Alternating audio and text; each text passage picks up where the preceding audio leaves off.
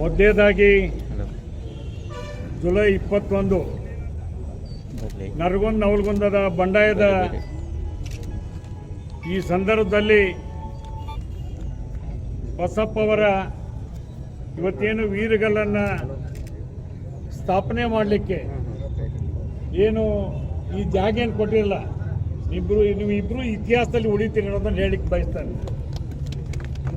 ಬಸಪ್ಪ ಲಕ್ಕೊಂಡಿಯವರು, ವೀರಪ್ಪ ಕಡ್ಲಿಕೊಪ್ಪ ಅವರು ನರಗುಂದ ರೈತ ಬಂಡಾಯದ ಒಂದು ವ್ಯವಸ್ಥೆಯಲ್ಲಿ ಹೆಂಗೆ ಇತಿಹಾಸ ಉಳಿದ್ರು, ಭೂಮಿ ದಾನವನ್ನು ಕೊಟ್ಟು ಇವತ್ತು ನಮ್ಮ ದೇಸಾಯಿಗೌಡರಿಗೆ ಮತ್ತು ನಮ್ಮ ಮೇಲ್ಮನೆಯವ್ರಿಗೆ ಮತ್ತು ನಮ್ಮ ಶರೀಫ್ ಅವ್ರಿಗೆ ಎಲ್ಲರಿಗೂ ಕೂಡ ಅಭಿನಂದನೆಗಳನ್ನ ಹೇಳಲಿಕ್ಕೆ ಬಯಸ್ತಾರೆ. ಇದಕ್ಕೆ ಕಾರಣ ನಮ್ಮ ಸಚಿವರಾದಂಥ ಸನ್ಮಾನ್ಯ ಎಚ್ ಕೆ ಪಾಟೀಲ್ ಸಾಹೇಬ್ ಅವರು ಮೊದಲಿಗೆ ಒಂದು ಸಲ ಲಾಸ್ಟ್ ಇಯರ್ ನನಗೆ ಮಾತಾಡೋತ್ತಾಗ ಹೇಳಿದರು, ಏನಾರು ಮಾಡಿ ಸ್ಮಾರಕವನ್ನು ನಿರ್ಮಾಣ ಮಾಡಬೇಕು ಅಂತ ತಿಳ್ಕೊಂಡು ಹೇಳಿ. ಅದಕ್ಕೆ ಯಾವಗಲ್ ಸಾಹೇಬರು, ಸಿ ಪಾಟೀಲ್ರು ತಾವೆಲ್ಲರೂ ಒಕ್ಕಟ್ಟಾಗಿ ಜಿಲ್ಲಾಧಿಕಾರಿಗಳು ಎಸ್ ಪಿ ಅವರು ಕೂಡ ಚರ್ಚೆ ಮಾಡಿ ಈ ಜಾಗವನ್ನು ನಿಗದಿ ಮಾಡಿರಲ್ಲ. ಅದಕ್ಕೊಬ್ಬ ರೈತ ಹೋರಾಟಗಾರನಾಗಿ ತಮಗೆ ತುಂಬ ಹೃದಯದ ಅಭಿನಂದನೆಗಳನ್ನ ಹೇಳ್ತೇನೆ. ನಾನು ಹೆಚ್ಚು ಮಾತನಾಡಲಿಕ್ಕೆ ಹೋಗೋದಿಲ್ಲ. ಬಿ ಆರ್ ಪಾಟೀಲ್ ಸಾಹೇಬ್ರು ಬಂದು ಇಲ್ಲಿ ಮಾತನಾಡಿದರು. ಬಿ ಆರ್ ಪಾಟೀಲ್ ಸಾಹೇಬರು ಆರ್ಟಿಕಲ್ 378 ಜೆ ವ್ಯಾಪ್ತಿಯಲ್ಲಿ ಬರ್ತಾರೆ.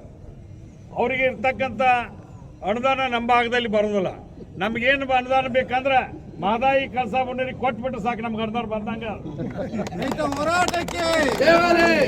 ಯಾಕಂತ ಹೇಳ್ಬಿಡ್ತೇನೆ, ಸ್ವಲ್ಪ ಮಳೆ ಆಗ್ಬಿಡ್ತೀವಿ, ನಾವು ಭಾಳ ಆರಾಮಾಗ್ಬಿಟ್ವಿ. ಮಳೆ ಇಲ್ದಾಗ ಕುಡಿಯಕ್ಕೆ ಒಂದು ಹನಿ ನೀರು ಇರೋದಿಲ್ಲ. ಹಂಗೆ ಹನಿ ನೀರು ಕೊಟ್ಬಿಟ್ರೆ ಕಳಸಾ ಬಂಡೂರಿ ಇವತ್ತೇನಾದರೂ ಬೈಫೆಕ್ಟ್ ಆಗಿದ್ರೆ ಅದು ಸನ್ಮಾನ್ಯ ಎಚ್ ಕೆ ಪಾಟೀಲ್ ಸಾಹೇಬ್ರ ಕಾರಣ.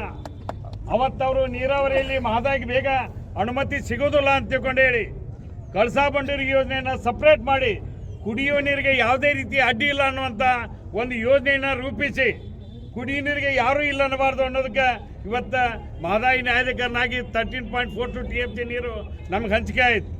ಆ ನಂತರದಲ್ಲಿ ನ್ಯಾಯಾಧಿಕರಣ ಬಂತು, DPR ಅನುಮತಿ ಬಂತು, 1 ಗಜ ಪಟಾಕಿ ಹಚ್ಚಿದ್ರು, ಎಲ್ಲ ಹಚ್ಚಿದ್ರಿ. ಆದ್ರೆ ಇಲ್ಲಿವರೆಗೂ ಕಾಮಗಾರಿ ಸ್ಟಾರ್ಟ್ ಆಗಿದೆ. ಆದ್ರೆ ಒಂದು ಮನವಿ ಮಾಡ್ತೇನೆ, ಅಲ್ಲ ಒಂದು ನಾ ಮನವಿ ಮಾಡ್ತೇನೆ. ಮೊನ್ನೆ ಸಿ ಪಾಟೀಲ್ರು, MR ಪಾಟೀಲ್ರು, ಮಹೇಶ್ ತೆಂಗಿನಕಾಯಿ ಅವರು ಎಲ್ಲರೂ ಕೂಡ ಮಾತಾಡಿದ್ವಿ. ಹಿಂದೆ ರಾಜ್ಯದ ನೆಲ ಜಲ ಪ್ರಶ್ನೆ ಬಂದಾಗ ಅನಂತಕುಮಾರ್ ಸಾಹೇಬರು ಕೊಂಡೆಯಾಗಿ ಕೆಲಸ ಮಾಡ್ತಿದ್ರು.